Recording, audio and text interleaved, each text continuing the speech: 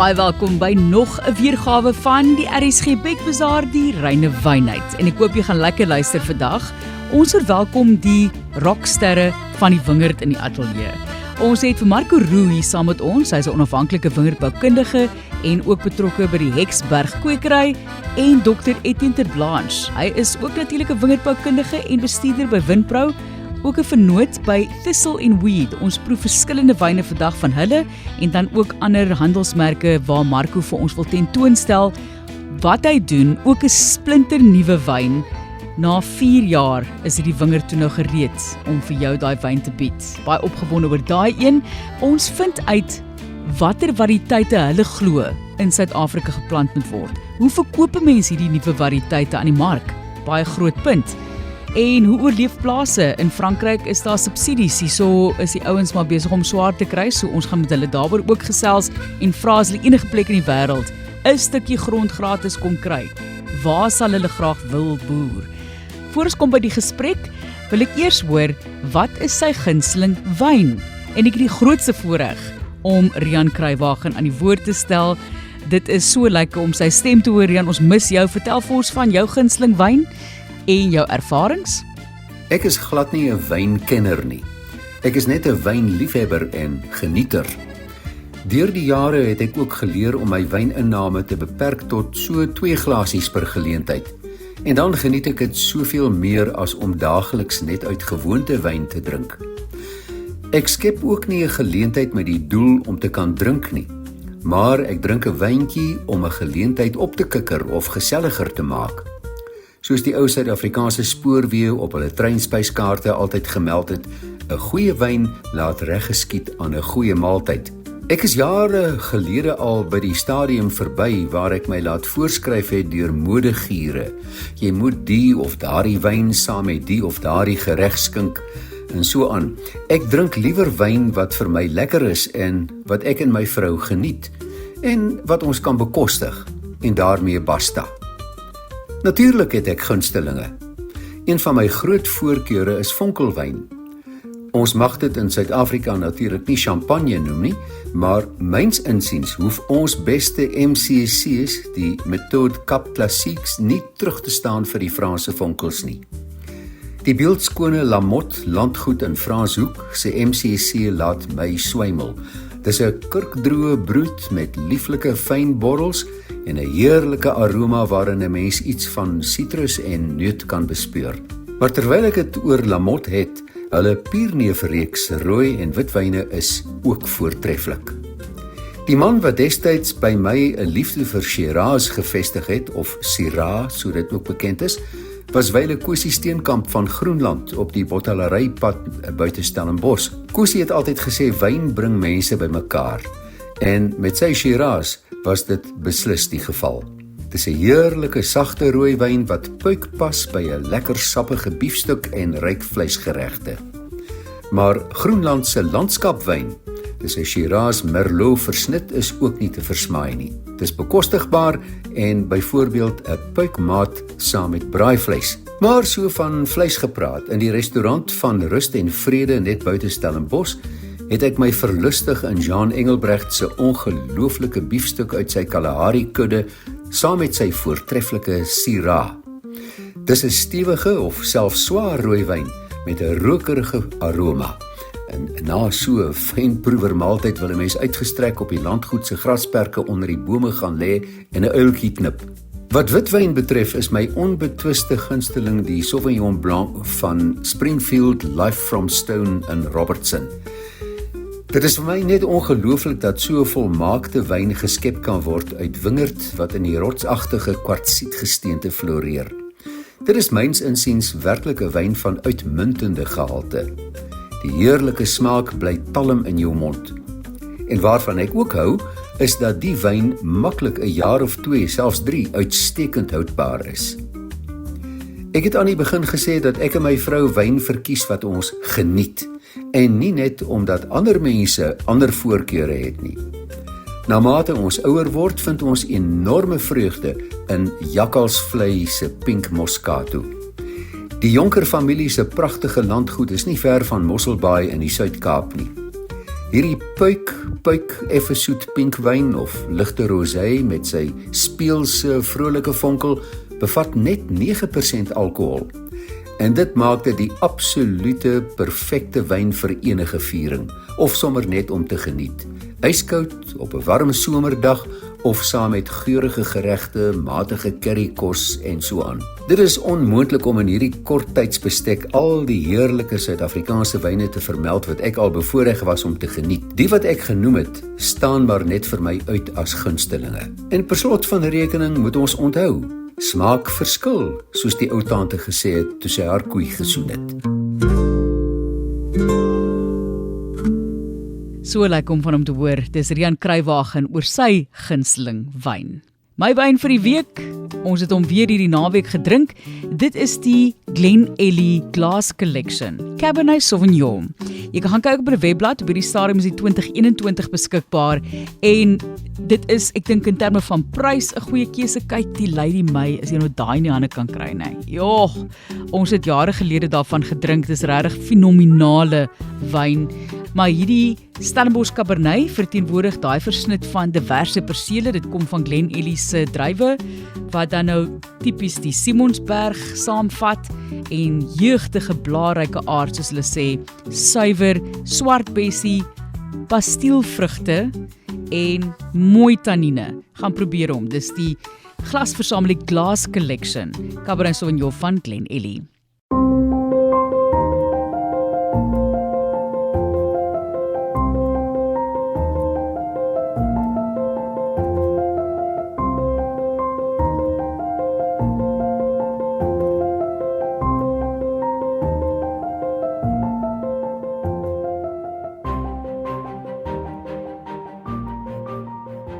Welkom, gesondheid. Kom ons gesondheid heel eerste hier in die ateljee. En wat gesondheid ons? Ons drink Thistle and Weed se Finkel, wat 'n kap klassiek is, 100% Chenin Blanc, gemaak in 'n vars, vrugtige styl. Die idee is nie om uit te wy oor hoeveel maande dit lê op die moer en so nie. Die idee is net soos Finkel en koriander elke dag ding kan wees, so kan 'n glasie Finkel hopelik ook elke dag viering wees. Die stem daar, Dr. Etienne ter Blanche, wingerdboukundige en bestuurder by Windbrou en natuurlik van Thistle and Weed, en saam met hom Marco Roux, onafhanklike wingerdboukundige en ook van die Heksberg kwekery. En die rede kom ek nou vir hulle gevra het is, hulle dek so 'n groot deel van Suid-Afrika en streke, sodat ons by hulle kan inloer, wat drink die wingerdboukundiges en hoe gaan dit met die bedryf? Ons gaan 'n bietjie dieper delf, net voordat ons verder gesels, hoekom Afrikaans, Etienne? Dokter. Yes, ek dink ons is in 'n fase van die wynbedryf waar ons 'n bietjie meer volwasse raak, en ek dink jy weet die nabootsing agtergelaat het en jy weet eintlik ons eie soortigheid vier. En hoe om dit beter te vier as met Afrikaans. Ek het ook 'n persoonlike groot passie vir Afrikaans, maar ja, ek dink ons kan ons plekke en ons produkte die beste uitdruk in ons moedertaal. So gepraat van die moedertaal, Finkel, dan is daar Kakiebos, daar's Nastergal, en dan het ons ook hierso 3 wyne, Sonvanger, Boskloof en Seriously Old Dit, waaroor ons gaan gesels vandag en hoor van die wynbedryf en hoe dinge verloop op hierdie stadium. Heel eerste, in jou glas en in die wingerd, wat is elk van julle se gunsteling? Marco, kom ons begin by jou, wynkultivar. So, wat geniet jy om mee te boer en wat geniet jy om te drink? Dis 'n baie goeie vraag en ek kry die vraag gereeld en is eintlik moeilik om te antwoord. My antwoord is eintlik maar, jy weet, jy leer daai kultivars ken soos kinders en elkeen het hulle eie persoonlikheid. Om 'n gunsteling uit te sonder is vir my baie moeilik. Ek wil sê dit gaan iewers lê tussen Chenin Blanc, die Agterparel of die Swartland, of 'n goeie Shiraz is uit Suid-Afrika. Ek dink ons maak Shiraz styl ook deesdae in Suid-Afrika wat ongelooflik is. So tussen daai twee gaan jy vir my baie happy hou. Soos daai Boskloof wat ons gaan proe, nee. Ja. Etienne, jou kant? Ja, ek dink soos kinders gaan dinge deur fases, nee, en nie alle kinders is altyd jou gunstelinge op elke moontlike tydstip nie. Maar ja, ek geniet nogal die alternatiewe kultivars, ja, vir my is wyn en jy weet die kompleksiteit van wyn eintlik 'n groot aantrekkingspunt en geniet ek om meer te leer van nuwe kultivars. So ja, op die stadium is ek op soek na die weird and wonderfuls, as ek die Engelse term kan gebruik. Ek het gelees iets van 'n, maar ek het nog nooit daarvan gehoor, is dit CENEL? Watte wynkultivar is dit? Ek het iets gelees van waar jy praat daaroor, dink ek. Dit was 'n video, Chanel, dis hy, CHENEL. Wat is dit? Ek het nog nooit daarvan gehoor. Chanel is eintlik 'n Suid-Afrikaanse kultivar uit 'n kruising van wyle professor Orfer. Op daai stadium moet mens onthou, kom ons sê in die vroeë 60s, laat 50s, was ons nog as 'n bedryf 'n bietjie afgesny van die wêreld. En byvoorbeeld ons het nie geweet steen of die kultivar wat ons genoem het steen is eintlik Chenin Blanc nie. Dit het ons eers hier in die laat 60s, vroeë 70s uitgevind. So ja, ek dink op daai stadium was daar nog altyd en daar is nog steeds 'n soeke na beter. As ek nou reg onthou, is dit Uni Blanc en Chenin Blanc wat gekruis is om Chanel te vorm wat hulle gehoop het is 'n bietjie meer vrot bestand. Goed. Ja. Stem jy saam oor die weird and wonderful wynkultivars wat jy geniet in die land? Want ek het nou die dag ook met Paardeberg was hier gewees en toe ek vir hulle almal vra, toe sê almal van hulle nee, Sinsou is hulle ding. Nie dat Sinsou nou weird and wonderful is nie, maar dit actually sê dis die nommer 1 wyn wat mense verkoop in 'n winkel nie. Baie min mense ken dit eintlik baie goed. En Grenache, dit was Grenache, Blanc spesifiek. Ek stem volkome saam met Etienne, daar's 'n gedeelte in die bedryf en ek wil dit miskien nader na innovasie toe lê waar ons met nuwe kultivars, van hulle is wel ou kultivars wat ons nou inbring in Suid-Afrika en onder ons omstandighede proef en toets en kyk na, en ek glo sal dalk 'n bietjie later weer of verder oor dit gesels, maar vreemde kultivars, alternatiewe kultivars definitief interesseer my geweldig. Dit vat natuurlik tyd om te sien wat hy in ons omgewing doen, in ons klimaat doen. Die verbruiker gaan nie dadelik aan hom byt nie, om hom verkoop te kry is een ding, veral teen groter volumes. En ek dink ons het 'n voorbeeld waar ons onlangs nou Assyrtiko, wat 'n groot Griekse kultivar is, nou in Suid-Afrika, spesifiek in Stellenbosch geplant het, met die doel, dis 'n baie geharde kultivar wat daai vars suurheid behou. En ons sal nou sien wat hy doen in Suid-Afrika se toestande. So dit bly ongelooflik interessant en om daai kultivars te leer ken. Ja, dis jy kan nooit ophou leer nie. Dis die wêreld is vol kultivars. Jy hou van leer. Ons gaan nou 'n bietjie praat oor die studies, maar die vinkel lieflik, Etienne, dit is regtig iets wat nou vir mens vars laat voel. Dit is nie 'n swaar wyn nie. Dis definitief een van daai wat jy rustig kan geniet. Ek wil sê in die oggend, in die tyd wat ons nou hierdie program opneem. Julle sê dit is soggens 'n goeie tyd om wyn te proe. Hoekom is dit die geval? Hoekom is jou palet beter in die oggend? Ek dink miskien as jy 'n roker is en baie lief is vir koffie, dan dalk nie net nadat jy daai twee gewoontes beoefen het nie, maar die ironie is om te proe is eintlik jy weet 'n sensoriese oefening wat jy al die geheuebank wat jy het in terme van beskrywende terme en vorige ervarings moet konnekteer met wat jy ervaar, wat jy sien en proe. Maar ja, die beste tyd om te proe is as jy net 'n bietjie honger is. So daai net voor 10 as jy smag vir daai teetyd dingetjie, dan gaan jy op jou beste proe in terme van om raak te proe. Okay, gaan jy meer lus maak daarvoor. So dis nou baie interessant. Ek gaan dit onthou vir die toekoms. So soggens is wynproetyd, mense. Sê ek vir jou, dan drink jy maar later die wyn saam met jou kos. Kom ons praat gou vinnig net oor die bedryf op hierdie stadium in die oes wat verby is. Hoe voel julle oor hierdie jaar voordat ons verder gaan? Ek sal begin en dan kan Marco daar inspring. 2026 was 'n goeie oes, maar ek dink op die rug van 2025 wat in terme van wynkwaliteit seker een van die oeste is van die laaste dekade ten minste.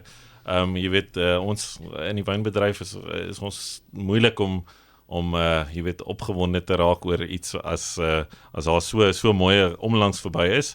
Ja, ek dink dit was 'n bietjie van kom ons noem 'n wipplank seisoen of 'n pendulum seisoen. Dit was baie droog. Toe raak dit nat, toe raak dit weer baie droog, toe raak dit weer nat en eindig nou, jy weet, met vloede. Maar ja, daar was genoeg druiwe. Ek dink wat ons produsente ongelooflik goed doen is, en veral as jy dit nou vergelyk met, kom ons sê, in die noordelike halfrond, is die vinnige besluitneming as daar logistieke druk is om te kan planne beraam om, jy weet, lotte apart te hou, te selekteer. So ek dink daar gaan baie mooi wyne uit 26 uitkom, maar daar was definitief uitdagings en ek dink veral aan die wingerdkant, jy weet, moes ons bond staan om seker te maak die kwaliteit drywe kom in die kelder. Marco? Ja, ek stem volkome saam met Etienne. Ek dink hy het dit goed opgesom, waar 25 regtig, en jy kan amper net verwys as potensiële ikoniese jaar. Dit was regtig 'n fantastiese oesjaar geweest. Het 2026 meer uitdagings gehad en ek dink die geweldige droogte, dit was een van die droogste en warmste lengtes en voorsomers wat ons die oes mee ingegaan het. Toe het ons daarna reën gekry, ons het natuurlik meer reën in verskillende streke gekry. Jy moes op jou voete gedink het vir jaar, jy moes baie nou saam met jou wynmaker gewerk het. En ek dink dit was ook 'n oesjaar waar jy, as jy twyfel, mee terug gaan wingerd toe. Jy moes regtig op dit gewees het en daar wys goeie potensiaal in sommige van die cultivars. Dis natuurlik baie vroeg om te sê, maar ek kry die gevoel nou 'n bietjie meer 'n ryper, meer gestruktureerde oesjaar. En ja, ons sal sien hoe hy uitdraai. Kom ons praat net vinnig oor die reënval wat nou geval het die afgelope tyd, die vloede, die geweldige skade. Julle gaan baie wyd. Ons weet julle is ook daar by die rivier betrokke en so aan. Wat sien julle met julle kliënte en in die bedryf? Gaan mense weer kan opstaan en uitstyg? Daar's letterlik riviere wat nou bestaan wat nie voorheen bestaan het. Die nuwe riviere gevorm. Dit is hoe erg dit was. Daai 100 jaar sê hulle reën. Van jou kant af, Etienne, wat sien jy? Ja, ek dink die woord veerkragtigheid definitief die wynbedryf. Ek dink nie dis die eerste keer dat jy weet dat ons getref is deur 'n natuurlike, kom ons noem dit ramp. Ek dink in hierdie geval kan dit definitief daar klassifiseer. So ja, ek dink ons gaan definitief 'n hou kry, maar ek is vol vertroue dat ons produsente jy weet, die dinge bymekaar gaan skraap en gaan fokus daar waar dit saak maak om hulle besighede te buffer vir die toekoms. Ja. Jy beamoen, Marco, ja? Ja, 100%. Ek het groot geword in die Breë Rivier Vallei, dink ek is die streek in die wynbedryf wat nou die hardste geslaan is. Dit is baie sleg om te sien en ek het nogal geskrik toe ek terug gaan. Ek het daai paaie my hele lewe lank gery om te sien wat die rivier gemaak het. Vloedtoestande in die Weskaap is nie 'n nuwe ding nie. Ons ken dit kom en gaan. Maar ja, dit wat ons nou gesien het 2 of 3 weke terug is unbelievable. Ja, dit is sleg om by 'n produsent aan te kom as jy die enorme skade sien en jy kan voel daar hang maar so 'n bietjie donker wolk oor die plaas. Dit bly 'n baie sterk streek. Daar's verskillende tipe skades ook natuurlik, verskillende produsente is verskillend geraak. Ek het daar so een perseel wat ek nou gesien het waar feitelik die hele plaas is 300 ton is plat. Dit gaan nie weer opstaan nie. So jy skrik as jy sulke tipe voorbeelde sien. Ja. Maar ongelooflik hoe die produsente mekaar bystaan. Van die produsente se huise water was deur. 2 dae later stop al 3 buurmanne daar met 50 werkers en hulle hier sommer self die diggerloaders in om die modder weg te ry en goed. Dis hoe die produsente mekaar bystaan en hierdie uitdaging hanteer en is ongelooflik, ja. So dis 'n Suid-Afrikaanse produsent, boer, dis hoe dit werk. Sterker saam, sê ek vir jou. Kom ons begin by julle begin en die besluit om hierdie rigting in te gaan, om wingerdboukundiges te raak. Jy het jou PhD gedoen oor, soos ek verstaan, jy het pinotage gebruik daarvoor, oor die effek van druiwe se rypheid op die wynstyl en hoe jy daai wyn ook ervaar. En dan het jy jou BSc gedoen, Marco, en toe later besluit jy het 'n bietjie besigheidsvernuf nodig en nog 'n jaar deur 'n Stellenbosch besigheidskool gaan studeer. Ek weet nie waarmee jy tyd kry daarvoor is jy nog. As jy werk ook nie, selfs met die PhD, jy doen dit mos maar gewoonlik terwyl jy werk, as ek reg verstaan. Hoekom daai vraagstuk vir jou in terme van jou PhD en hoekom wingerdboukundige? Kom ons begin by die maklike een, wat is die vraagstuk oor die PhD. Ek dink relatief gesproke, soos ons eintlik weet, is dat pinotage is 'n verskriklike jong kultivar, nê. Nee, ons het nou onlangs die 100 jaar bestaan gevier van pinotage, maar in terme van kommersiële aanplantings is dit maar 50 jaar eintlik. So die lewe van pinotage is baie kort. En ek dink daar was 2 vraagstukke. Die een is daar was verskriklik baie goeie werk veral by die instituut by Nuut voorby gedoen om wynkwaliteit in pinotage te verbeter in die vroeë 90s. Maar daar was 'n vraagstuk oor styldiversiteit.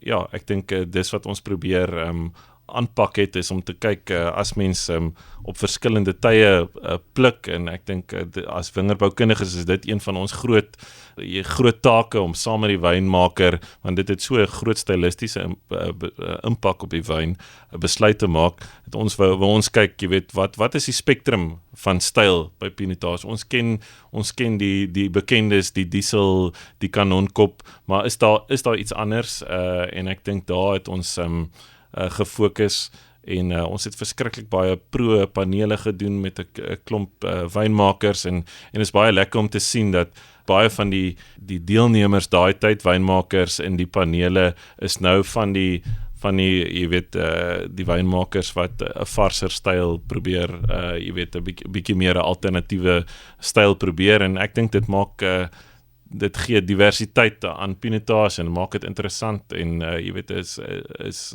iets wat ons meer vir die verbruiker kan bied.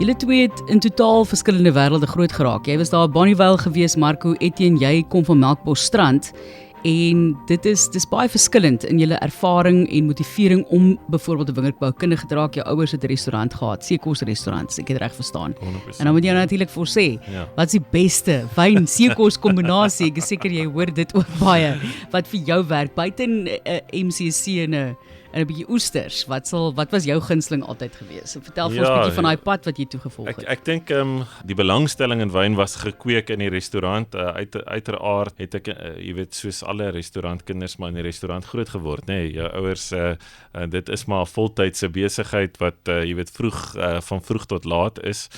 Wat my bygeval het as 'n klein kind was daai tyd was dit eintlik nie eers so algemeen om baie ekstensiewe wynlyste te hê nie. So jy weet, baie mense het hulle eie wyn gebring om te gebruik en te geniet by die restaurant en die etikette was vir my baie interessant. En ek het as 'n kind hierdie plakboeke van die etikette gehou en so daai soos ek vroeër genoem het, die kompleksiteit van wyn het my nogal geïnteresseer. En dit het my eintlik gelei op die pad om op die einde wynkunde en wingerdkunde te studeer.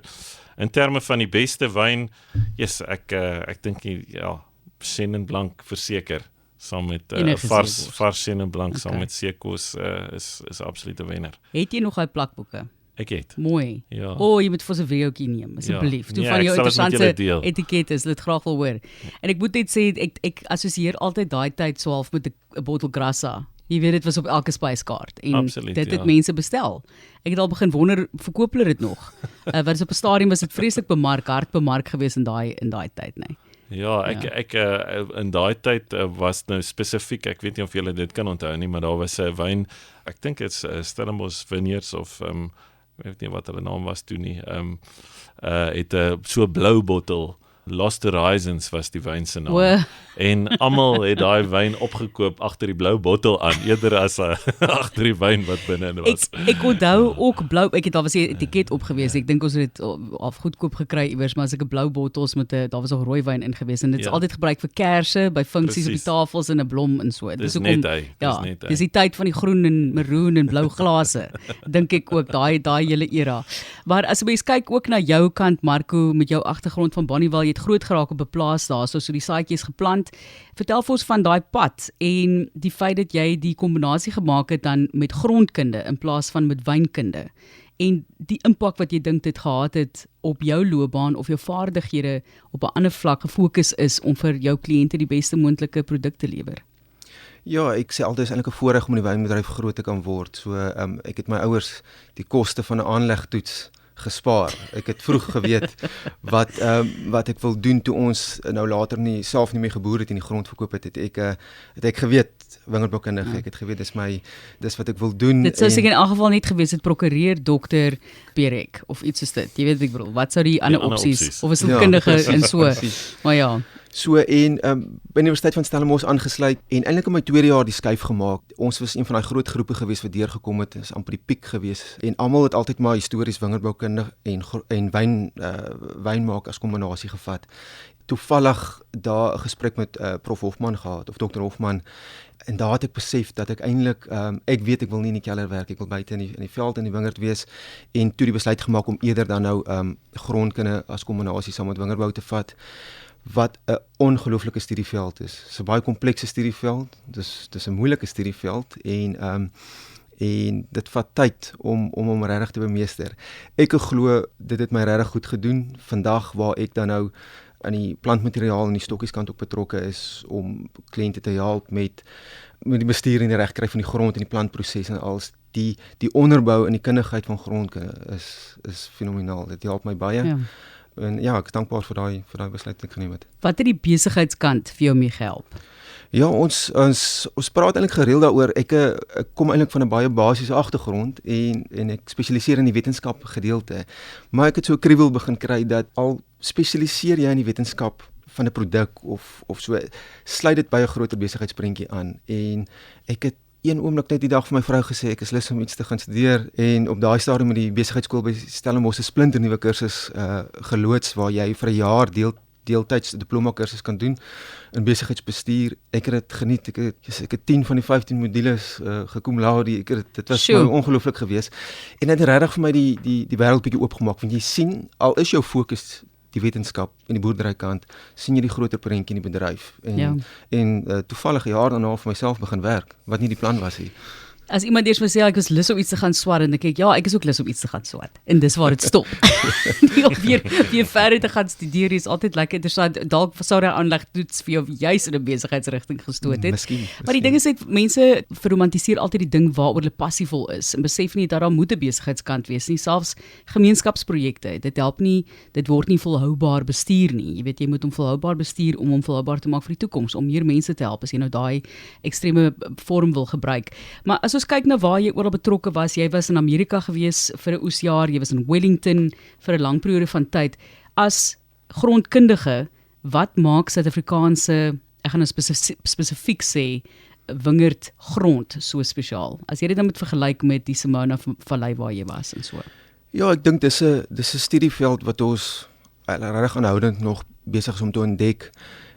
Die Weskaap spesifiek, ons is geken vir ongelooflike ou formasies wat ons gronde gelewer het en ou en die grond is baie ver verweer wat dit in baie opsigte baie marginale gronde maak. So en dis baie unieke formasies ook en dat die wingerdstokke wat in die Weskaap groei, die gronde is geneig om vir ons meer marginale groei na laer groeikrag te gee wat vir ons beter konsentrasie gee, wat vir ons help om meeste kultivars mooi ryp te kry in die Weskaap. So ons is nie in 'n posisie om te sê Suid-Afrika die oudste grond in die wêreld nie, maar ons het definitief van die oudste formasies en grondtipes in die wêreld en ons het top grondkundiges wat ons help om dit te ontgin, te celebrate actually.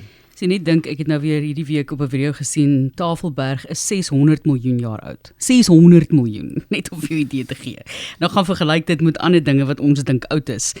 Hoe proe, en dan dink ek moet ons die volgende een inskink, die kakiebos, as dit reg is. Hoe proe wingerdboukundiges wyn? Dis wat ek wil weet, want ek kan dink julle drink wyn anders as ander mense, as ons gewone mense wat maar net ons glasie wyn baie geniet. En ek het vandag lipstifie aan so terloops en daar's my deur meneer Sadie gesê, maar Telies, jy moet nie lipstifie aan hê terwyl jy proe nie, dit beïnvloed jou geurprofiel, maar ons moet 'n foto neem, so jammer daarvoor. Hoe proe julle? Wat is die eerste ding wat jy vooruitkyk? Kom ons begin by Marco terwyl Etienne skink in 'n wyn. As jy nou hierdie glas vat, dalk gaan ek nou te ver. Miskien benader jy dit maar dieselfde as enigiemand anders. Gee vir ons 'n idee van wat julle na kyk. Ek dink wat belangrik is eerstens om te sê dat ek dink 'n wingerdboukundige wat sy sout werd is, moet tyd spandeer om wyne te proe, moet gereeld wyne proe, moet saam met wynmakers wyne proe, om jou palet ook te ontwikkel. Al is ons nie spesifiek in my geval 'n wynmaker nie, as sulks nie. Ek soek altyd vir balans in 'n wyn. Enige kultivar is 'n wyn wat uit balans uit is, 'n wyn wat geforseer is, staan vir my dadelik uit. So ja, natuurlik begin jy met die aroma, wat ruik jy en die wyn after all is dit wat jy proe en is dit 'n balans, is die wyn effortless gemaak, spreek dit die kultivar uit. gee dit natuurlik 'n bietjie 'n weerspieëling van die area waarvan dit kom.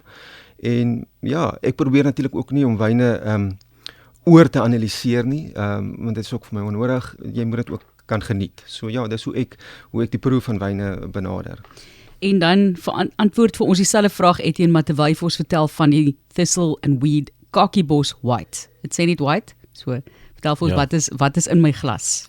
So ja, ek wil eerstens aansluit by Marco in terme van waar dit vandaan kom. Ek dink dis die lens wat die wingerdboukundige bring tot wynproe is om wingerde te ken en heel moontlik al miskien nie in daai spesifieke wingerd te wees nie, al in daai area rondgeloop het in 'n wingerd of 'n paar wingerde daar miskien in 'n profielgat gespring het en die ondergrond gesien het, die klimaat van die plek te verstaan op 'n ander vlak. So ek dink daai tipe van konteks wat ons as wingerdboukundiges bring is eintlik krities om te verstaan. Dan in terme van die kakiebos wit versnit in julle glas, ek dink daar's nou tweeledig. Eers 'n staaltjie eintlik oor die cultivars wat daarin is. Dit is meestal wat ons sou noem cultivars van die Mediterrane area of die Iberiese skiereiland. So cultivars soos Verdelho, Palomino, Chenin Blanc natuurlik in die wit versnit, net om met Suid-Afrikaans eg te hou, Alvarinho en dan Vernel Pires of in Afrikaans noem ons hom pynappeldryf. Hier is alles bietjie makliker. Ja. Daai, want ek sit die spelling hier en kyk en ek dink ek weet om dit uit te spreek nie. Maar ja. So al hierdie cultivars is ongelooflik tolerant teenoor hitte, droogte, behou hulle varsheid, behou hulle lowers, is nogal maklik ook om te boer. Ek dink baie keer die koste, in terme van arbeid, dit intervensies in die wingerd om by 'n sekere produkte uit te kom is ook nogal belangrik. Daai tipe van insette, so hierdie cultivars is soos ek hulle nou al ervaar het oor die paar jaar wat ons hierdie wyn verbou en maak. Hulle is gemaklik in ons toestande in die Kaap. En ek het die voorreg gehad om my meestersgraad in Europa af te handel, waarvan so 6 maande was in Portugal. En ek het daar rondgeloop en gedink, maar hierdie plek lyk aan verskriklik baie soos die Kaap. Nee, maar ek het nog nooit hierdie cultivars gesien of van gehoor. En ek het nou al, ek het wingerd en wynkunde gestudeer. So as ek hulle nie ken nie, dan gaan meeste mense hulle seker ook nie ken nie. Daar by Montpellier. Ek was in Frankryk die eerste jaar in Montpellier en dan kry jy so 6 maande om elders in Europa te gaan besoek aflê en 'n bietjie te studeer. En ek sê toe maar, luister, die klimaat van Portugal lyk nogal vir my baie eners aan ons en toe was dit so. En toe by die terugkeer, het ek begin werk eintlik by Delheim Wyne vir meneer Sperling. En meneer Sperling. Ja, meneer Sperling, meneer Victor. En ons ek het so 'n bietjie aan die gang gekom en toe besluit ek, ek wil verder studeer. Toe sit ek die PhD studies aan die gang, maar toe sit ek ook dieselfde tyd saam met Stephanie wat 'n voormalige klasmaat van my. Sy het op daai stadium by Fairview gewerk. Toe sê ons maar, as Eben Sari dit kan doen, dan kan ons dit ook doen. So, nee, ek spot. Stefanie is Wiet, né? Dis nou jou, is eintlik 'n vernoot of wat dis my vernoot. Ek weet julle het dieselfde van, maar mens weet nooit, jy weet wat. Nee, my vernoot, Kana Salman was 'n groot pel saam met my in Dagbreek, so dis hoe ons families bymekaar is en vandag is ons eintlik bure, ook daar in Stellenbosch, so ons twee familietjies stap so hand aan hand, ja. Fantasties, met die kinders wat sy ook daarbey groot taak.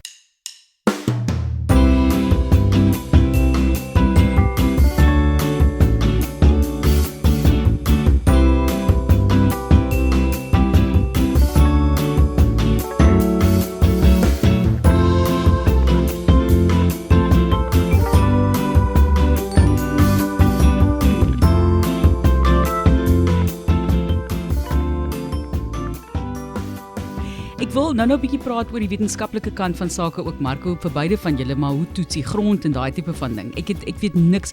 Ek wil so graag daarvan leer en vir mense net 'n idee gee van wat gedoen word vir julle as jy nou by 'n blok kom wat jy nou mee moet werk, byvoorbeeld. En jy word gevra as hierdie onafhanklike wingerdboukundige, kom help vir wat ook al rede, of ons wil vir jou daar kry om vir ons te help met die proses. Wat is die stappe wat jy neem om seker te maak die grond is gesond en die wingerd is gesond en so aan. Maar ek wil voordat ons daarby kom praat oor hierdie interessante variëteite, hierdie cultivars wat mense nie so goed ken, hierdie Verdelho en die een wat ek uitspreek. Vernau Pires, is dit reg? Is naby genoeg. Uitstekend, hoor. Is seker omdat die A's en Vinjaro, iets soos dit, daai tipe van uitspraak, maar hoe verkoop ons daai hittebestande en siektebestande variëteite aan die Suid-Afrikaanse mark wat Sauvignon Blanc, Cabernet, Chenin, ek sê nie dis al wat mense drink nie, ek is dankbaar om dit te kan sê, maar hoe verkoop ons dit aan hulle? Is dit maar iets wat jy gewoond raak, hoe dit ook al sê, want ek dink nie ek het al 'n bottel wyn gesien met hierdie tipe van opdeling van variëteite wat so onbekend is nie, dis net Chenin Blanc wat eintlik vir die mark bekend is. Ja, ek wil 2 punte uitlig. Die eerste een is handelsmerk, en ons het 'n bottle Seriously All Dirt ook hier vandag, en ek dink dis daar waar die wynbesigheid vertrouensverhouding bou met die verbruiker, om te sê, luister, ons is ernstig oor wat ons doen, ons jy weet, wil 'n goeie produk in die bottel sit, so vertrou ons, en koop die handelsmerk. So ek dink dis hoekom ons wyn byvoorbeeld bekend staan as Kakiebos Wit, en die cultivars is agterin. En dan, ek dink, ek wil nie te diep in dit gaan nie, maar die cultivars in die Mediterrane areas het ontwikkel binne in 'n veldversnit era. So tradisioneel word hierdie cultivars tussen mekaar in tussenplantings geplant en saam gepluk. En die seleksiemetode oor tyd, hoe hulle nou die plantverbetering gedoen het, wat Marco lekker oor kan uitbrei, is hulle het geselekteer vir spesifieke karaktertrekke en spesifieke elemente wat daai variëteite moet bring na die wingerd toe en die wyn. So as enkel cultivars is hulle amper soos karikature, nee, jy weet, een is baie suur of baie vol, teenoor die Franse uitkyk wat ons nou so al volg in terme van jou Sauvignon Blanc, jou Shiraz, jou Cabernet Sauvignon, was baie meer geskool op 'n enkel variëteit. En die seleksies en die hele ontwikkeling het gegaan, nou, so hoe maak ons hierdie een variëteit so kompleet as moontlik? En ek dink dis die, jy weet, die groot kopskuif wat mens amper moet maak, maar ek dink die diversiteit en die enersyd van, of die andersyd van hierdie interessante cultivars, maak dit baie sterk as 'n versnit, maar heel moontlik 'n bietjie meer uitdagend om elke keer 'n Sauvignon Blanc te troef met 'n Alvarinho of 'n Verdelho met 'n Chenin Blanc. So daar moet ons die handelsmerke bou, en ek dink dit is ook in terme, ons het nou nog eers daar uitgekom nie, maar in terme van die toekoms van die Suid-Afrikaanse wynbedryf, ons kort groot, sterk handelsmerke met 'n sterk vertroue, want ek dink, dis die enigste manier hoe ons die skip gaan draai in terme van winsgewendheid. Die toekoms, ja. Ons sal probeer help, daar waar ons kan. Ons sal wyn drink waar ons kan. Jy kan daarbey aansluit ook, Marco, as jy wil, en jy moet vir ons vertel van die dubbeltjie, want ek dink dis die mooiste naam. Dubbeltjie, pragtig. Maar ons kan nou 'n bietjie daarby kom. Ons gaan nou nie proef vandag nie, maar ek wil net verwys daarna, want ek dink die woorde is net vir my so mooi. Van jou kant af, wat sien jy met hierdie variëteite, en in terme ook van wat hy gesê het met die bedryf in die toekoms? Ek vra my altyd so 'n bietjie in die einde, hoe voel jy oor die toekoms van die Suid-Afrikaanse wynbedryf, maar die bestande cultivars wat benodig word in die land? Nee, definitief. Ek dink ons weet wat in die wêreld rondom klimaatsverandering aan die gang is. Die Kaap is nie staan nie los van dit nie. Ons het ons eie tipe klimaatsverandering wat hier in die gang is. Ons is besig om dit te verstaan en te kwantifiseer. Soos ek net mag sê, dis 'n innovasie gedeelte van die bedryf. Dis jammer dat die wynbedryf se ratte so stadig draai, want ons is besig om te sien cultivars wat ongelooflik geharde cultivars wat ons nodig het, ongelooflik goed doen, wat hulle suur mooi hou, wat eintlik vir ons goed kan doen, maar presies soos julle sê, is die verbruiker, van daai name kan die verbruiker nie eers uitspreek nie, so om dit by die verbruiker uit te bring, vat tyd, en die een manier hoe ons dit het, is met blends, soos wat ons nou vandag hier proe, dis 'n ongelooflike wyn, dat ons dit stelselmatig op daai manier inbring, en die wynmakers en die wingerdbekundiges moet maar die cultivars met tyd promoveer. Dit is maar frustrasie, jy het geen beheer oor die verbruiker nie, want ons wil eintlik vir hulle sê, daar's meer wat ons vir julle kan bied. Daar's iets beter. Ja. Ek dink wat julle gaan nou vir my na die tyd help. Ek klop by julle aan, want ek dink ons moet 'n program doen wat net sê gehard en ons kry 5 mense wat elkeen 'n bottel bring met een van hierdie variëteite om vir mense daaraan bekend te stel. Kyk, ek kan nou nie vir almal 'n proe aanbied nie. Ons gaan hopelik by die woordfees iets soos dit probeer doen. Maar dat mense net 'n bietjie hoor van hierdie variëteite en leer van waar hulle vandaan kom en hoekom hulle so belangrik is vir Suid-Afrika. Jy weet, in Frankryk word die boere gesubsidieer. Daar word hulle nou betaal en is 'n hartseer storie om te hoor. Ek dink van die plase 20% om hulle wingerde uit te haal. Maar die regering kom en subsidieer hulle daarvoor en betaal vir hulle daarvoor. In Suid-Afrika, wat jy kry vir jou Sauvignon Blanc wat jy opgelewer het, jy sit, daar's 'n ooraanbod tot tomate. Ons weet daar's groot verlies vir plase soos Springfield wat jy weet hele blokke en so aan verloor het. Dis 'n groot krisis vir hulle. Maar wat maak ons daar? Hoe kan die Suid-Afrikaanse wynbedryf daai vlak van nie ondersteuning oorleef, gegee ook wat hulle kry, byvoorbeeld vir die wyn wat gemaak word, wat gelewer word. Etienne, ek weet nie of jy dalk Yes, ek dink dis nog dis die groot vraagstuk, nee, Martelies. Ek dink Marco het vroeër uitgelig oor die behendigheid van Suid-Afrikaanse boere en hoe goed ons is, en ek dink in daai sin het ons nou al tot ons toetrede tot die internasionale mark nog die hele tyd net inkrementeel beter geboer om daai verskil in terme van ondersteuning te probeer verset. Maar ek dink op 'n stadium gaan dit kom tot op 'n punt waar hopelik in daai tyd het ons handelsmerke wat ware toevoeg waar ons eintlik nie meer prysnemers is nie, maar prysgeers is, tot op daai punt te kom. So ja, ek dink vir my, dit klink nou 'n bietjie filosofiese punt, maar is om eienaarskap te neem van ons handelsmerke en waarheen ons produk gaan, en veral in die intreevlakwyne, om daai konneksie tussen, en dis ons daaglikse werk eintlik, is tussen die mark en die mark se behoefte en wat op plaasvlak gebeur, dat ons daai weer net lekker oophou en seker maak daai terugvoer is daar, want ek dink as daai kommunikasie afbreek, dan split ons en dan gaan dit 'n groot uitdaging wees. Ja, dis eintlik maar, het spreek tot boere in die algemeen in die land. Jy weet, dis nie net wingerde nie. Ja. In die wynbedryf nie. Dit voel vir my, dit is 'n algemene saak.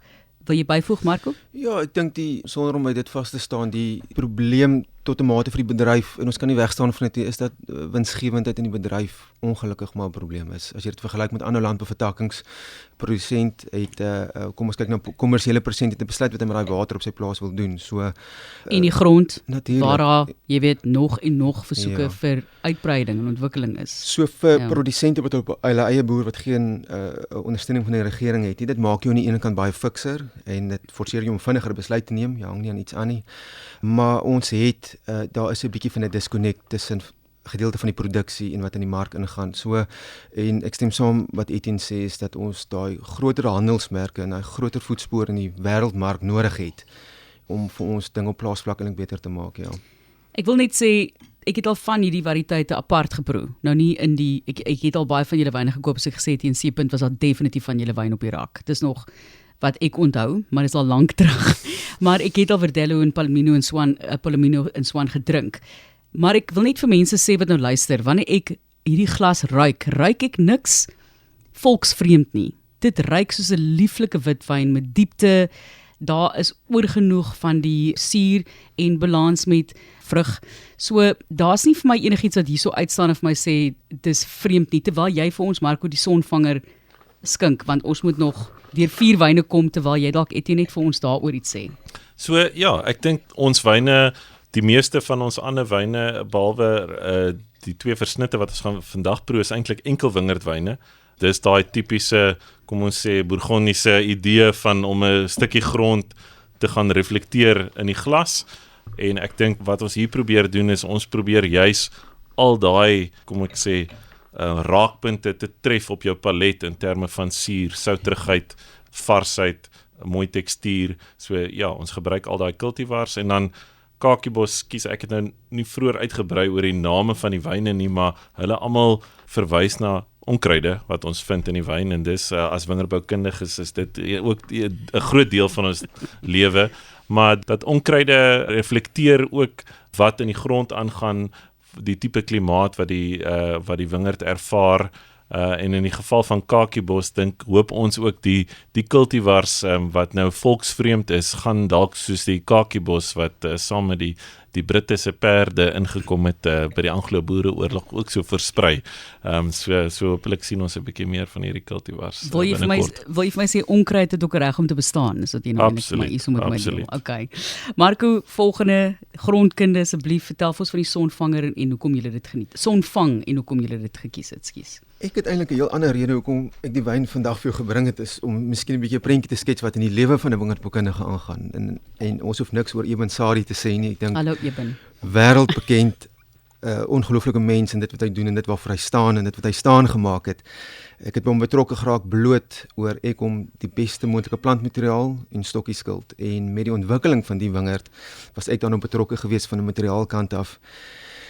En wat gebeur as wingerdboukundige, jy ry tussen kliënte en dan druk hy 'n bottel wyn in jou hand en jy moet die wyn bietjie gaan geniet en gaan dink oor die wyn en ek het gedink, hoekom bring ek jy vandag dit tafel toe nie? Ek dink nie een van julle het al die wyn geproe nie.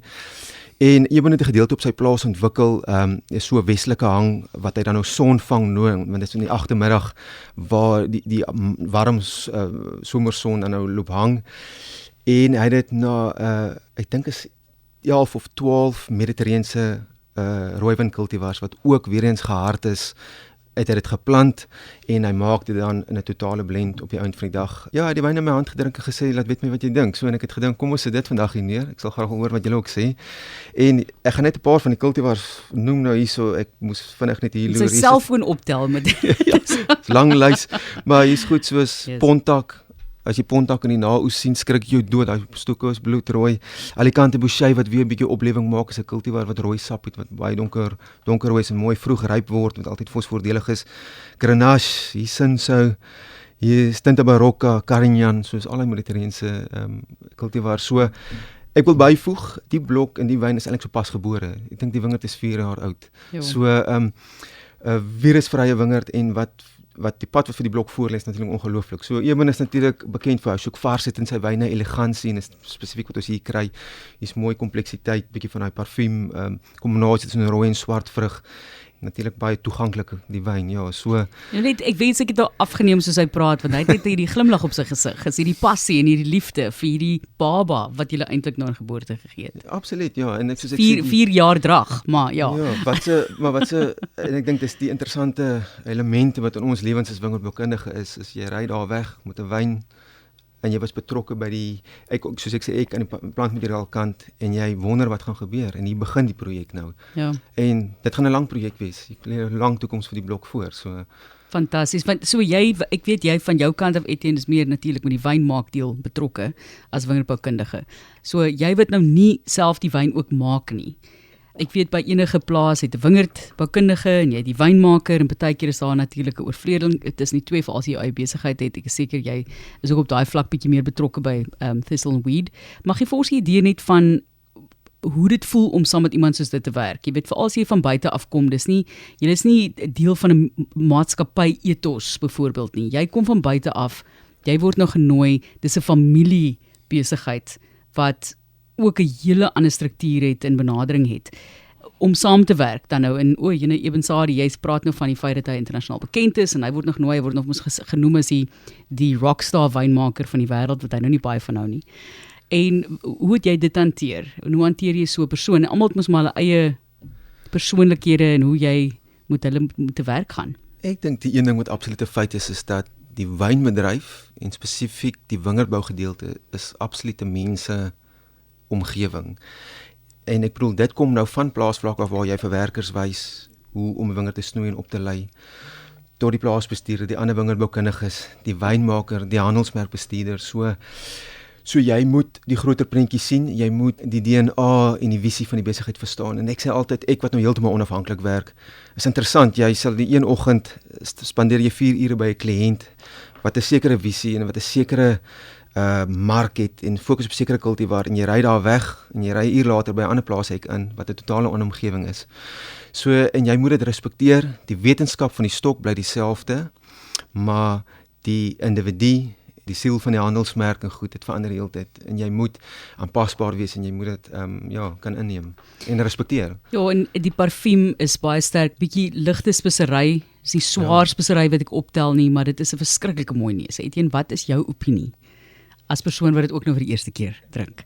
Ja, yes, die wyn het amper vir my ons het ek nou vroeër genoem Bourgondiese element. Ek dink daai ek wil amper sê jacaranda blommetjie neus, so persblommetjie neus is ek dink ongelooflik aantreklik en dan ja, ek dink nog ferm op die palet, maar ja, ek dink dis 'n wyn wat jy nie gaan sukkel om 'n bottel wyn of op te drink by 'n ete nie en ek dink dit is die Engelse sê mos drinkability. Ek dink ons raak vasgevang soms in die idee dat ultra premium wyne moet moeilik wees om te geniet en jy moet dit waardeer.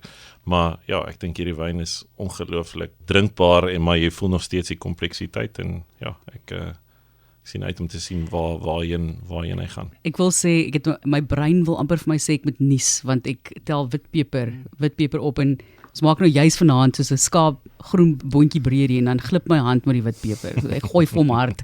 Dis soos 'n mother-in-law curry. Dis die Suid-Afrikaanse mother-in-law curry is 'n breedie met 'n pot met baie witpeper by. Voordat ons verder gaan, ek wil kom by die wetenskap en nou elke keer praat oor iets wat ek kan dink en ek wil nie die sonvang uitgooi nie, maar ons het nog 3 wyne om te proe en ek wil by die Borskloof, die Seriously All Dirt en julle Nastergaal rooi uitkom Etienne. Regeneratiewe boerderypraktyke, die belang daarvan en wat moet mense nou plant? Ons het nou gepraat oor hierdie geharde variëteite en natuurlik verskil dit van streek tot streek en is 'n moeilike vraag om so onder een sambreel te gooi, maar as jy vir ons 'n idee kan gee, as jy nou vir 'n wynmaker nou raad kan gee. Wat sal jy sê plant nou? Kultivars en dan ook hoe hulle daardie praktyke benader in jou grond en regeneratiewe grond. Ons weet hoe ongesond sekere grondareas is want dit word nie ordentlik behandel nie en nie kans gegee om gevoed te word nie as ek maar daai term kan gebruik. So gee vir ons 'n idee want ek weet dit is ook 'n passie vir julle. Ja, so ek dink regeneratief is 'n nuwe term wat nou redelik kom ons noem met 'n buzzword raak of interessant is en ek dink die definisie word nog bepaal. Ek is baie opgewonde oor die bewusmaking van regeneratiewe boerdery. Ons as wingerdbouers in Suid-Afrika is eintlik as ons vergelyk met ons ewe knieë in die res van die wêreld eintlik nogal 'n trappie ver voor wat ons beskou as konvensioneel of alledaags byvoorbeeld die gebruik van dekgewasse, bewaring van fynbos om die wingerde en so hierdie tipe van praktyke is eintlik nou al etlike jare aan die gang in Suid-Afrika. So ek dink dis eintlik vir ons 'n ongelooflike wegspringplek en hopelik ook iets wat ons kan gebruik in die mark. Ek dink waar ons nog 'n bietjie werk nodig het is in terme van die en ek wil dit spesifiek noem die herintegrasie van diere op plase. En dit hoef nie per se, jy weet, in die wingerd te wees nie, maar selfs in, jy weet, Marco is nog 'n jong man, maar in sy grootword jare Hy het hom al 'n bietjie grys. Ja, loop so klein wees. Ek dink omdat hy donker hare het, Ja. in elk geval wat mense dit sien. is die feit dat ons het groot geword op gemengde plase, nee. Daar was wisselbou. As jy by 'n oom of 'n tannie gaan kuier het, daar was koring, daar was druiwe, daar was by uitstek ook diere. En ek dink oor tyd het daai swaalf monokultuur bietjie begin posvat, veral in die wynbedryf waar dit alleenlik gefokus op wyndruiwe en ons het ekosisteemdienste bietjie agterweë gelaat het. So ek dink die grootste uitdaging op die stadium om die koolstofsiklus te voltooi is die toetrede van diere op plase en veral herkouers. Ek dink dit is een van die lekker ontwikkelinge in Suid-Afrika en relatief weer gesproke teenoor die res van die wêreld is Suid-Afrikaanse plase eintlik baie groot. Ja. Nee, as jy kyk na die gemiddelde Italiaanse wynplaas is iets soos 2 of 3 hektaar. Nee. En ons is hier by 30, 40 en selfs groter. So ek dink ons het eintlik spasie, ons het baie ander uitdagings, maar kom ons fokus op die positiewe. So ek dink vir ons om diere te herintegreer in ons landbou en vir wat ook al rede is dit plaagbeheer in terme van hoenders wat insekte vreet of is dit jy weet dekgewas eerder af te vreet en jy weet mooi vleis daar uit te kry as om met diesel te verbrand en jy weet iets te gaan sny met 'n grassnyer. Jy weet ek dink daar's daai ekosisteemdienste wat ek dink die grondgesondheid baie kan baat, maar weer eens, ek dink veral die produsente met die EPW-seël agter op die bottel is eintlik al internasionale vlak gesproke eintlik baie ver voor in terme van praktyke en daar's eintlik maar net 'n paar klein veranderings wat ons moet aanbring. Want mense dink aan die Amerikaanse monokultuurpraktyke, massaboerderye, jy weet dit is so sleg vir die grond. En die kos wat jy op die ou end eet, die hele koolstof, ons het al soveel onderhoude gedoen. Mense moet eintlik bietjie meer in diepte daarin gaan, maar die feit dat dit die mikrobes, daar's net die vlakke van mikrobes in die grond is so laag in vergelyking. Maar ons kan baie diep ingaan, maar ek hou van die wetenskap ook agter, so julle kan maar tussen mekaar ook gesels oor wat gebeur, watter analises moet julle alles doen in 'n wingerd.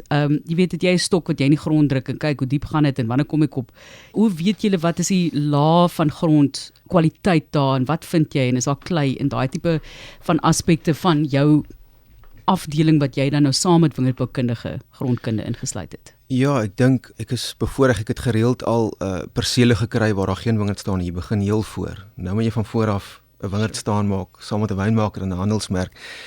En daar's 'n paar bietjie kritiese inligting ons begin maar altyd met 'n grondopname en dit is spesifiek die studie van wat gaan onder die grond gaan. Hoe lyk die grond se fisiese samestelling in terme van die laag, wat is die groeikragpotensiaal, die natheidsfaktor, tekstuur van die grond, wat verwag ons uit die grond uit? En dit word vir ons gewoonlik deur 'n grondkundige en ons is eintlik geseënd met goeie grondkundiges in Suid-Afrika. Doen ons dan 'n grondopname, ons trek daar weg. Dan wat ons op dit bou is dan 'n goeie chemiese ontleding. Ons moet gaan kyk wat 'n minerale is in die grond, wat kort, wat is daar miskien te veel van. En die probleem is natuurlik in Suid-Afrika dat ons gronde varieer ongelooflik. 10 meter van een posisie na die ander verskuif die grondpotensiaal al 'n bietjie. So ons probeer altyd ook so 'n bietjie om die blokke bietjie meer homogeen te kry. Soos is lief om deesdae presisie regstellings te doen aan die chemiekant maar ons doen dan 'n goeie volledige chemiese ondersoek om na al die minerale te kyk en ons fokus ook bietjie meer, ek het hierna voorbeelde waar ons bietjie na die organiese kant toe kyk, organiese materiaal en koolstofinhoud ensovoorts, mikrobiese aktiwiteit, daar is ouens wat dit ontleed en ons het al laboratoriums wat dit ook ontleed. Dan begin die besluitingsproses wat ons daar gaan neersit in terme van onderstok, wat 'n kultuur wil ons aan neersit en begin dit daarvan af opbou. Ja, ek dink wat lekker is, ons gaan nou daaraan raak, as dit 'n plaas is of 'n handelsmerk is, wat weet wat hulle doen, hulle het oor die jare uitgefigure wat werk vir hulle, wat hulle fokus is, maak dit my as wingerdboukundige se werk net baie makliker, want ek gaan dit vir hulle verfyn en vir hulle nog beter maak. Dit is baie keer frustrerend as handelsmerke in alle rigtings skiet, 8 verskillende kultivars wat op hulle eie gebottel word, so as daar fokus is, dan kan ons lekker fyn beplan en lekker detail neersit.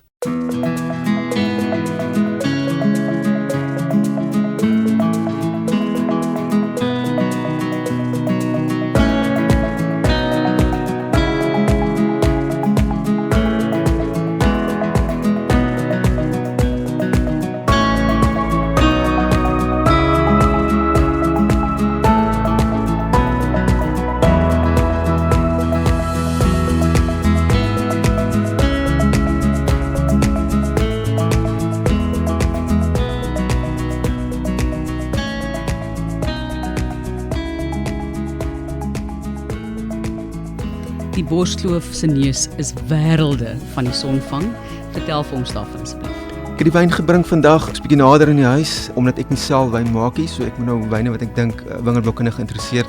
Dis my swaarste wyn wat hy maak, Renan Worman in Stellenbosch, en ek het dit gebring as 'n voorbeeld van wat gebeur as sekere wynmakers 'n wyk, maar ek gou by die Engelse woord 'n appellation vat en die wynmaakproses 'n bietjie aanpas. En ek dink Renan was 'n leier hier gewees om Polka Draai wat 'n koeler klimaat is, met daai granietgronde om te wys wat jy daar kan doen met Shiraz in 'n styl wat bietjie meer nader aan die round styl is, noordelike round styl.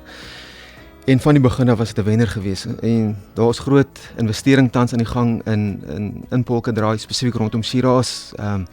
Duncan Savage is daar betrokke, Lucas van Loggenberg, so ongelooflike goeie voorbeeld van as die wynmaker ook die wyn maak op 'n manier wat die teenoor wys. Die wyne se ekstraksie is bietjie sagter, baie minder hout, baie minder nuwe hout, en dit bring na vore wat die grond en die perseel vir jou wil wys. So die wyne is baie mooi aromaties. Weer eens is die ding wat my altyd eers opvang is daai mooi parfuum karakter. mooi ook, hier's baie spice op die wyn. Dit skree elegansie, maar daar's ook, jy kan sien in die kleur, daar's goeie konsentrasie. En jy kry altyd 'n klein bietjie van daai olyf, daai oliftapenade. En ek dink wat hulle so goed doen, daai area se tannienstruktuur is fyner, is om dit so te onderskep en in die wyn oor te bring. So die wyn het 'n mooi fyner tannienstruktuur, maar dis nie 'n ligte wyn nie. So is 'n ongelooflike wyn om vir jou vriende oop te maak. Daai tannine maak my baie gelukkig. My mond is gelukkig op die oomblik. Ek is mal oor 'n grip. Dis die beste woord wat ek nou maar daarvoor kan gooi vir jou. Etienne, jou opinie? Ja, yes, ek is baie lief vir die wyn en stap ook 'n paadjie eintlik op ander vlak saam met die Polka Draai en baie van die produsente daar wat nou eintlik huisvriende is, so ook 'n voorreg om gereeld hierdie wyn te drink en ek dink dit sit op 'n ander manier, maar ja, ek kan net beamoen wat Marco gesê het in terme van dis lekker om te sien hoe op verskeie nodes en punte dit net opflikker dat produsente en wynmakers raak sien wat ongelooflik is van 'n wyn en dan, jy weet, 'n stadige momentum bou. So vir my, daar's altyd hierdie dit kan negatief klink, maar dit is glad nie negatief nie, maar so bamboes karakter aan die wyne van daar en veral die Shiraz wat vir my in Engels sou mens sê kelpiness, maar so as jy dink aan ramen, hulle sit ook mos maar 'n bietjie seegras, seewier daarby. Jy weet, so dit maak 100% sin. En tipe van 'n umami ook baie keer. Ja. Presies. As jy dink ons het my pa het rys in bamboes gekook op die strand saam met perlemoen wat hulle pas geduik het. Jy weet, dis daai geure. Ja, daar kom die Weskus ook deur. Ons het die krewe so in die bamboes gedruk. Waar is hy daar? Ja, en dan gebraai op die strand. So ja, ek dink vir my as 'n area, dis 'n verskriklike interessante en opwindende area val in Stellenbosch. So ja, hou die wyne van die Polka Draai dop, julle gaan verbaas wees. Ek wil op daai noot gou vinnig vra, weer eens die verromantisering van 'n wingerdlandgoed. Ja. En dan byvoorbeeld die Neil Ellisse wat gekom het en gesê het, jy weet, ek dink dit maak vir my sin nie. Ek soek wyn vandaan om die beste wyn vir hom saam te stel. So waar dink julle lê die balans daar? Jy het nou gepraat van groot handelsmerke en ek weet 'n groot handelsmerk is nie noodwendig, of sterk handelsmerke is dalk 'n beter term om te gebruik, is nie noodwendig altyd net op hulle eie landgoed nie. Jy weet, hulle sal druiwe inbring of selekteer van verskillende areas, maar waar lê die balans daar tussen dit en hierdie pragtige verromantisering van 'n spesifieke wynplaas en die druiwe kom almal van daar af en 'n persoon wat sê soos die Borsdorf, ek kom bring wyn in van Polka Draai en daai tipe van benadering. Hoe voel julle daaroor as wingerdboukundiges? Speel julle lekkerder met die groter ek dink albei is baie relevant en ons het albei nodig. Ek dink die tipiese landgoed, jy weet, uitkyk, dien 'n handelsmerk, sê nou maar ek byvoorbeeld is nou daar naby ook betrokke by Meerlust wat 'n groot voorreg is, wat ook so gefokus is eintlik. Daar's eintlik net een wyn. Hulle maak 3 ander wyne, maar as jy gaan kyk na volumes en jy weet verkoopsfokus is die Meerlust Rubicon, dis al waaroor hulle praat, dis al hoe hulle dink oor die wyne. So ek dink daar's verskriklik baie waarde daarin en as wingerdboukundige vir my baie lekker want in terme van konsekwentheid, in terme van personeel wat jy kan oplei oor 'n lang tyd is dit baie interessant. Ja, en ek dink dit gee jy weet vir die verbruiker hopelik sterk, jy weet, vertroue in wat hulle gaan kry en hoe dit gaan aanbied en hoe dit gaan proe en jy weet, ek dink as mens daai soek, dan is dit daar. En dan aan die eksperimentele kant, en ek dink dis waar die strukturele realiteite van ons bedryf is ook, en ek meen, dis ook die besigheidsmodel waarop Thistle & Wheat gebou is dat die hekkie vir betreding tot die bedryf is redelik laag, nee, en ons kan oor grense kan ons druiwe bekom, en byvoorbeeld die Kakiebos, ek meen die Palomino is van die Pikkenierskloof, die Shannon van die Agterparel, jy weet, ek dink ons kan lekker daar speel, en dit is krities om so die storie van die Kaapse wynland te vertel, want ek dink die diversiteit in gronde, die dramatiese topografie, verskille oor kort afstande, is eintlik ons storie, nee, en ek dink dit, ons wil nie filosofies raak of praat oor politiek, maar ek dink dis aan die een kant ons Achilles, jy weet, in die sin van ons moet hierdie diversiteit bemark, ook in ons, jy weet, in ons land, in ons tale, kulture, etc. Maar ja, ek dink as 'n wynverbruiker, dit moet dan ongelooflik wees. En ons lag altyd so, want baie van die verbruikers wat 'n draai gaan maak oor see, koste, die waarde wat ons kry, die diversiteit op almal se voorstoep is dan ongelooflik. So ek dink al twee modelle het 'n plek en ek dink ons kan daai boodskappe op albei fokus. Marco, terwyl jy vir ons die Seriously All Dirt van Villefontaine 2023 skink op daai noot, ek dink altyd aan, ek was 19, nou is ek in Engeland in my swaar, bring daar 'n klomp wyn van Frankryk af in so aan. En ek was glad nie beïndruk nie, gaan nou maar eerlik wees, want dis die wyn wat hulle kan bekostig. Die kwaliteit ek was geskok. Verstaan nie wat ek bedoel? En dis hoekom ek tot vandag toe nog vir mense sê, julle verstaan nie die waarde wat jy kry vir fantastiese kwaliteit in Suid-Afrika. En julle kan maar dit op my kus, as ek begrawe word, julle kan maar op die steen skryf, jy weet, koop duurder Suid-Afrikaanse wyn, kwaliteit wyn. Maar as jy enige plek in die wêreld, Suid-Afrika enige plek, 'n stukkie grond kon kry, iemand gee dit vir jou gratis, jy kan kies enige stuk grond in die wêreld, om wingerd te plant, wyn te maak, wat sê jy kies? En waar? Wat 'n variëteit en waar in die wêreld?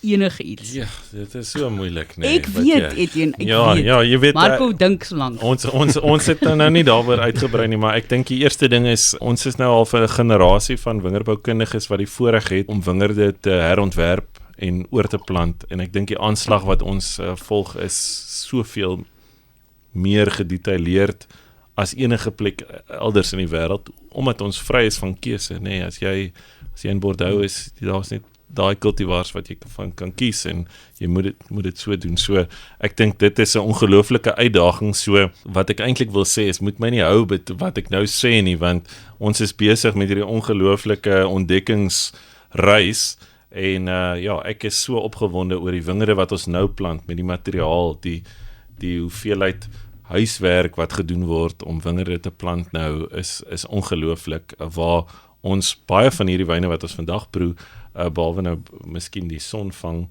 dit was lukraak, dit was 'n kans, wat die Ocean Wingerd onder die vallei was eintlik miskien bestem altyd vir Rabat om brandewyn te stook, en nou maak ons 'n ongelooflike ou Wingerd daarvan, wat 'n nuwe storie daarin gee. Maar vir my, as ek dink aan, ek hou daarvan om te dink aan om die plek te kan vertolk, en waar daar nêrens elders so 'n plek kan wees nie, en ek dink die Weskus en 'n plek soos Piekenierskloof, daar is nie 'n plek soos daai in die wêreld nie. Ons kan baie keer, jy weet, bly nou al lank tyd in Stellenbosch, en al my kliënte is in Stellenbosch, en ons maak ongelooflike wyne, maar daar is 'n eie soortigheid aan die wyne van die Weskus wat vir my baie interessant is, en ek dink daar kan iets gebeur. Okay, daar's hy. Weskus, praat met Etienne. Marco, jy?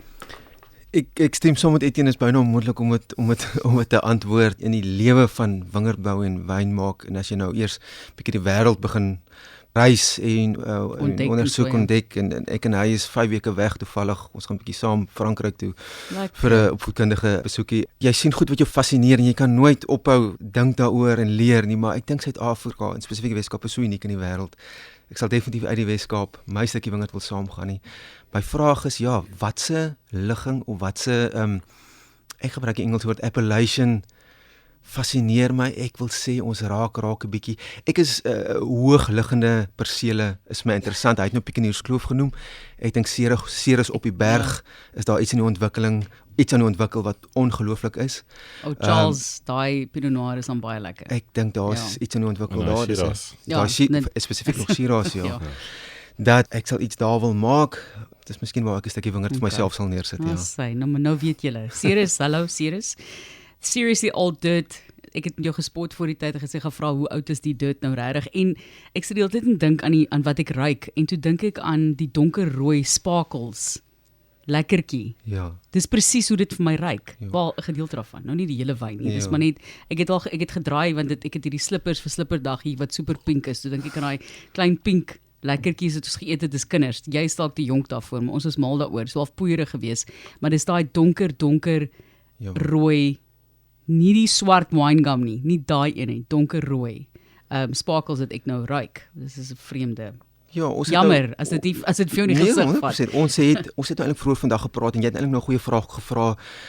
Landgoedwyne en jy kan dit 'n stap terugvat, enkel wingerdwyne teenoor multistreekwyne en die ding wat Suid-Afrika nodig het, Etienne het vroeg gesê, ons het goeie sterk handelsmerke nodig wat ons goed kan posisioneer. So as 'n wingerdboukundige van my oogpunt het ek betrokke geraak by die projek. Villafonte is 'n baie gevestigde handelsmerk.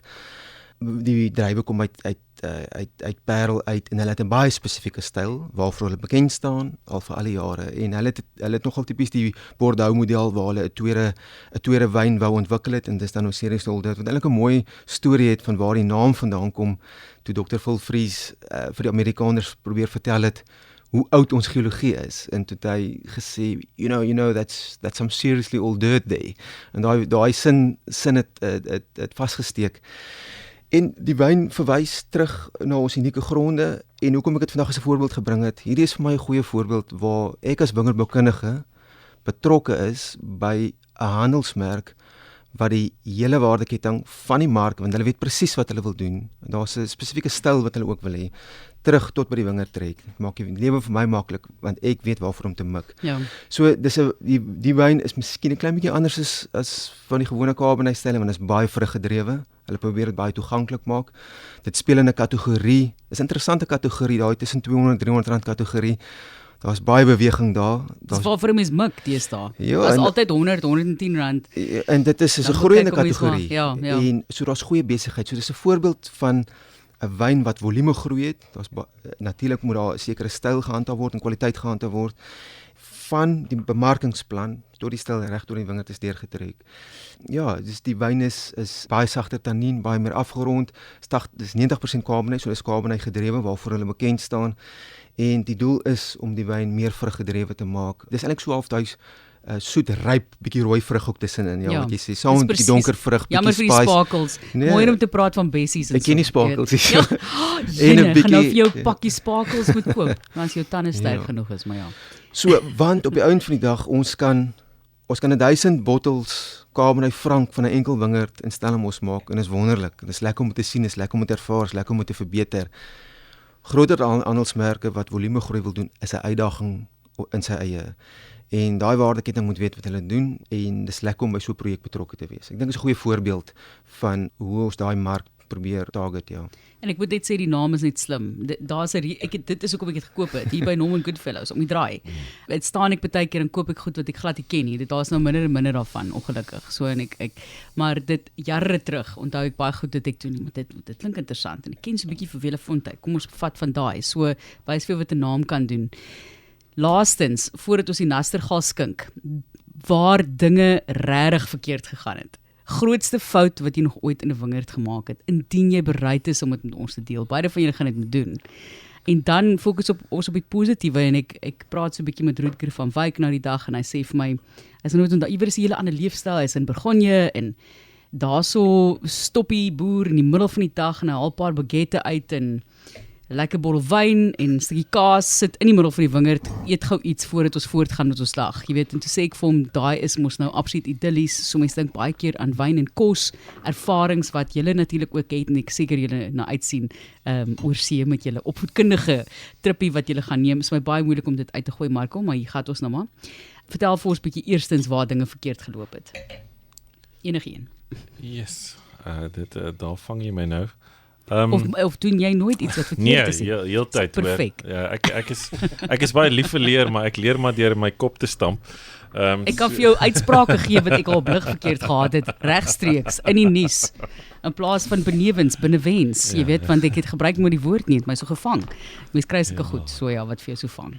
Yes, ek dink die ding wat my seker die meeste sal laat bloos is die feit dat baie keer mense gaan deur hierdie fases en die hele minimale intervensiefase aan die wynmaakkant en die idee dat jy nie regtig hoef te toets, jy weet hoe ryp die druiwe is of so nie, jy gaan sommer net en gaan proe, maak jy besluit gebaseer op 'n proeëry. Baie organiese proses. Ja, jy weet jy voel dit net in die wingerd en ek meen net soos Marco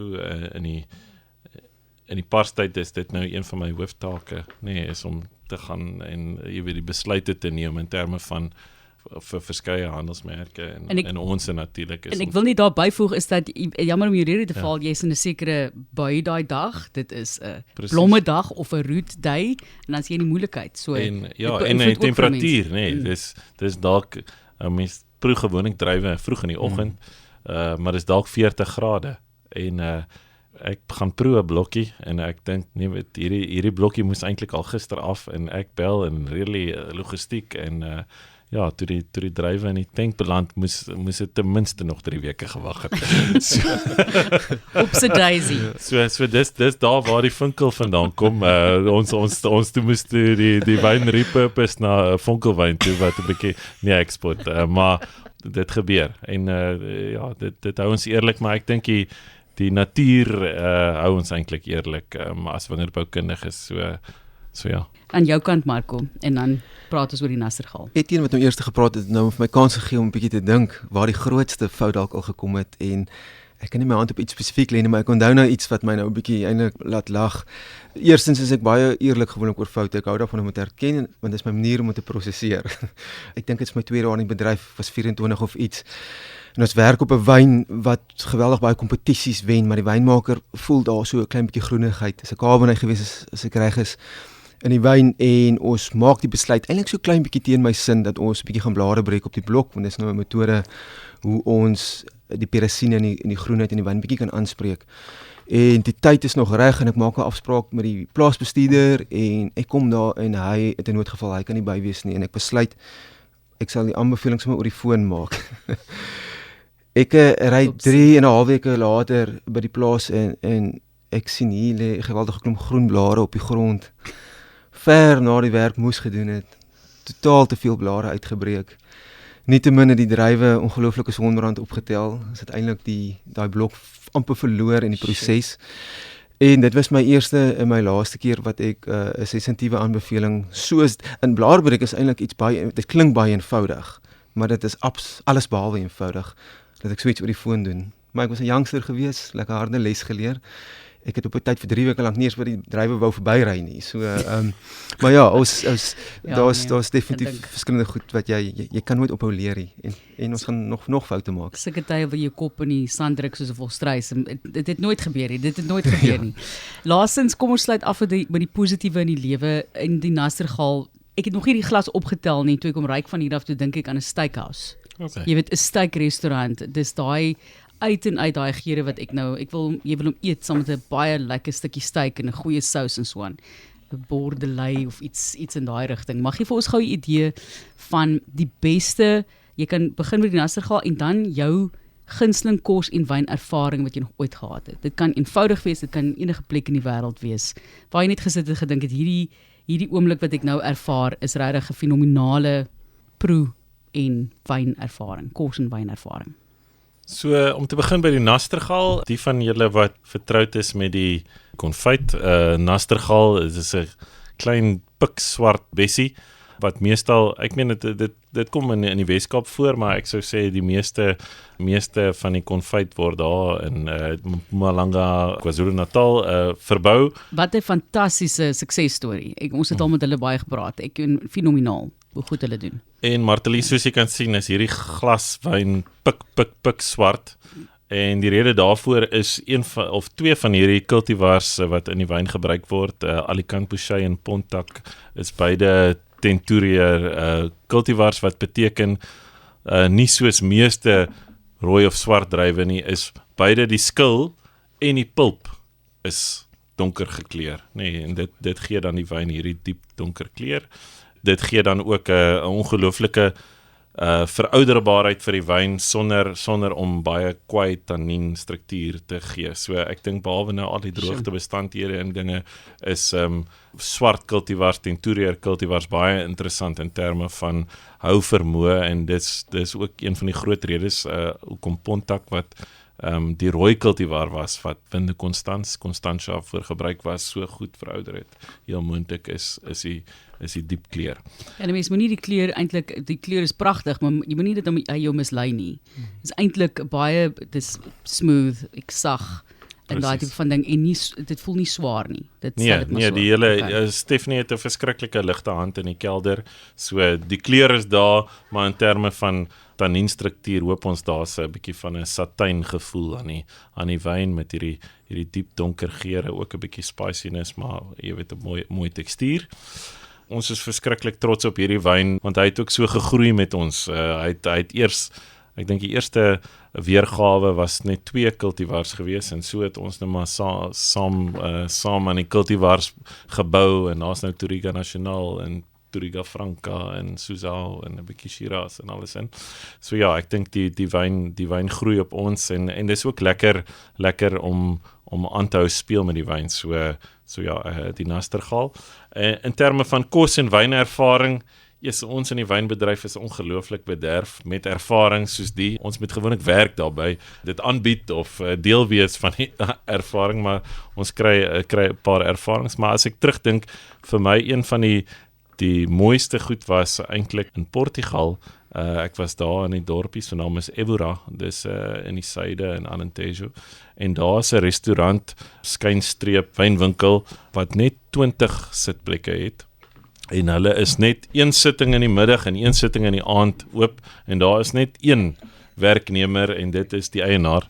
Jy betaal 'n toegangsfooi, so dan daarna hoef jy nie te bekommer oor enige kostes nie. Jy betaal, jy gaan sit, hy begin braai, die meestal vark, lekkernytjies, tuisgemaakte kase en dan, dis ongelooflik die 20 mense wat ons daar gesit het, hoe individueel hy met die mense werk in terme van wat geniet julle, waarvan hou jy van vonkelwyn, witwyn en dan het hulle basies, het hy so vir elke individu 'n pairing menu geskep, net daar. En dit was so intieme ervaring, 3 ure daar gesit en ek dink net daai hele idee van om oor te gee. Ja. Want baie as jy oor see is, jy so bekommer, dalk betaal jy te veel of dalk hou jy nie van die paddaboutjies of wat ook al nie, maar daai hele oorgee was ongelooflik. So ek kan nou nie sê spesifiek dit was Alicante Boucher wat dit heel moontlik was en 'n stukkie vark nie, maar kon wees, maar daai oorgee is vir my nogal spesiaal in die sin van ek dink wyn gaan op die einde oor ervarings. En as ons nie ervarings kan skep nie, dan gaan ons nie mense bybly nie. Ek dink daai is fantasties want jy betaal 'n toegangsfooi en as dit klaar. Dis nie soos daar is mense wat sê ook bestel vir jou en dan is dit soveel kos en op die ou end baie duurder as jy nou so 'n bietjie uitgewerk het. So ek dink as ek ooit 'n restaurant begin sal dit ek dink dit gaan my besigheidsplan wees. Ek sal hom aanstel maar ek kan my besigheidsbestuurder wees. Of my sê maar te lees moenie dit doen nie. Jy gaan dalk meer as 20 mense ja, nee, nodig hê. moet nodig hê. Marco, jou kant, beste kos wynervaring van alle tye. Nee, soos Etienne sê, ons is so bevoorreg, die bedryf waarna is die ervarings wat ons deel onder mekaar en wat ons sien en sovoorts. En ek gaan moontlik vinnig aan 2 goed raak wat by my opkom. Die een is, dis op tuisbodem, het ek en nou 'n klompie wynmakers, ek dink ek was die enigste wingerdkundige by, het ons klompie jare terug het ons besluit, ons gaan die Elim Vallei 'n bietjie deurry en deurproe. En toe op die einde van die dag het ons toe so gereeld het ons daar by Dirk by Black Oyster Catcher geëindig en hy het gesê julle kom net, ek vat julle verder onhaal en hy het daar vir ons 'n vars geelstert gebraai met 'n Black Oyster Catcher Sauvignon Blanc wat so klein bietjie verouder was, want daai streek se Sauvignon Blanc was eintlik 'n bietjie mooier as dit 'n bietjie ouer was. En dit was so 'n lekker somer weer gewees. Wynmakers, lekker vars vis met goeie Sauvignon Blanc was vir my eintlik nogal baie uniek geweest. Ek onthou dat ons dit baie geniet. En miskien die ander ene, ek saam met 'n klompie vriende het ons die geleentheid gehad om ons het so 'n bietjie in Italië gaan toer en toe ons so van die suide van Tuscany het ons daar vir 4 dae of 4 nagte of so, 5 dae het ons gebly in 'n villa gehuur. Daar ons was 8 mense bymekaar en ons in die aand vir onsself kos gemaak. Ons het local steaks gaan koop of local kos gemaak en ek onthou die een aand en Tuscany is interessant, die son sak daar op 'n ander manier. Het ons buite gesit almal en bitterlike mooi Brunello oopgemaak en vir onsself gehoust daar buite en kos gemaak. Dit was eintlik 'n ongelooflike ervaring geweest. Die die ding wat natuurlik saam met uitkom is dat jy deel dit saam met mense. Ja. En ek dink dis wat wyn vir ons doen. En daai is twee goed wat by my uitstaan as ek nou so 'n bietjie daaroor dink, ja. Ek dink daai is eintlik die beste, want wanneer mense oor see gaan, dan maak jy so want jy's nie altyd op een plek nie, of 'n plek met 'n kombuis nie, of 'n braai area nie, so jy gaan oor see en dan word dan nou kos vir jou voorberei, en dit is mos nou die beste om na markies toe te gaan en hierdie vars produkte van die streek te gaan haal en te besluit wat jy wil doen en ervaring te hê met die kook daarvan. Ek dink dis die droom. Ek het nog so baie vrae, maar ons is amper by 1 uur en 'n half, so ek gaan nou moet stop. Dis my baie swaar, want ek het so baie wat ek nog oor wil praat, maar ons het nog nie nuus voorberei. So, julle baie dankie, dis 'n grootste voorreg gewees. Gesondheid weer eens op hierdie pragtige bedryf van ons, van julle. Ek is maar net iemand wat dit geniet en ondersteun en probeer soveel as moontlik daaroor praat. En ons dink aan julle met die pad vorentoe. Dankie vir wat julle in die wingerd doen. Dit is die ouens wat nie altyd die aandag kry wat hulle moet kry nie. So jy wil sien hoe lyk die wingerdboukundiges. Ek het 'n selfie geneem, so jy moet maar daar gaan kyk. Gesondheid julle. Gesondheid.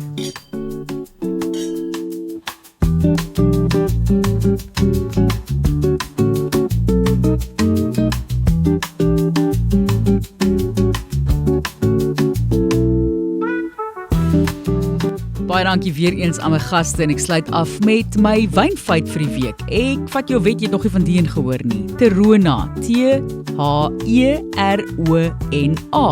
Dis een van Suid-Afrika se uniekste variëteite.